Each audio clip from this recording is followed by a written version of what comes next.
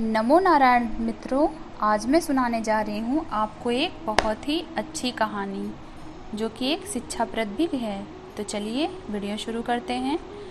प्रतिष्ठान में तपोदत्त नामक एक ब्राह्मण था। जब वह बालक था तब उसका पिता उससे बार बार कहता था कि कुछ पढ़ो लिखो और ज्ञान प्राप्त करो, किंतु वह पढ़ने की ओर तनिक भी ध्यान नहीं देता था। जब वह कुछ और बड़ा हुआ तब उसके सभी रिश्तेदार उसे इस तरह मूर्ख बने रहने के लिए झिड़कने लगे। अब उसे अपने मूर्ख बने रहने पर बहुत पश्चाताप हो रहा था।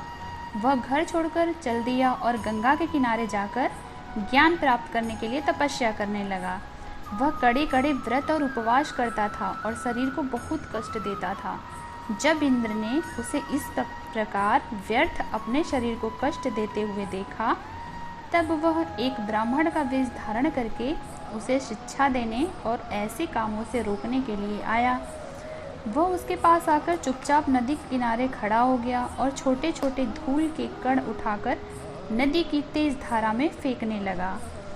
तब तपोदत्त बहुत समय तक उसे आश्चर्य से देखता रहा। अंत में उसने अपना मौन तोड़ दिया। उत्सुकता से उससे पूछा, ब्राह्मण, तुम लगातार धूल के कण नदी में क्यों फेंक रहे हो? इंद्र, जो ब्राह्मण का वेश धारण करके आया था, पहले तो कुछ नहीं बोला और वैसा ही करता रहा। जब तपोदत्त ने हठपूर्वक बार बार उससे यह प्रश्न किया, तब इंद्र ने उत्तर दिया, मैं गंगा को पार करने के लिए मनुष्यों और पशुओं के लिए एक पुल बना रहा हूँ। पुल? तब तपोदत्त ने कहा, तुम कैसे मूर्ख हो? क्या गंगा पर इन धूल के कणों से पुल बन सकता है?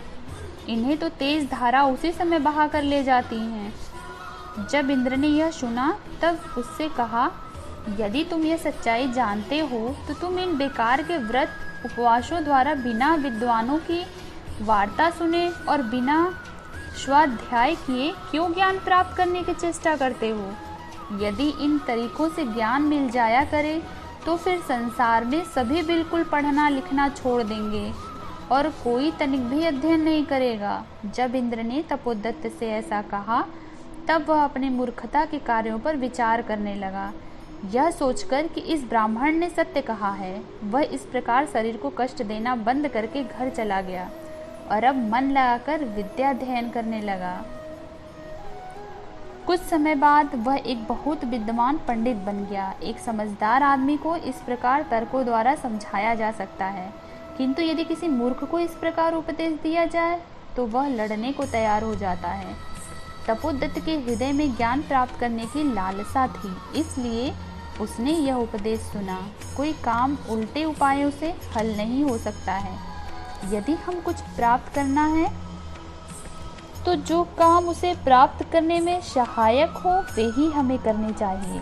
मनुष्य मूर्ख रहकर अपने जीवन में अनेक कष्ट सहने पर भी कोई सफलता नहीं प्राप्त कर सकता।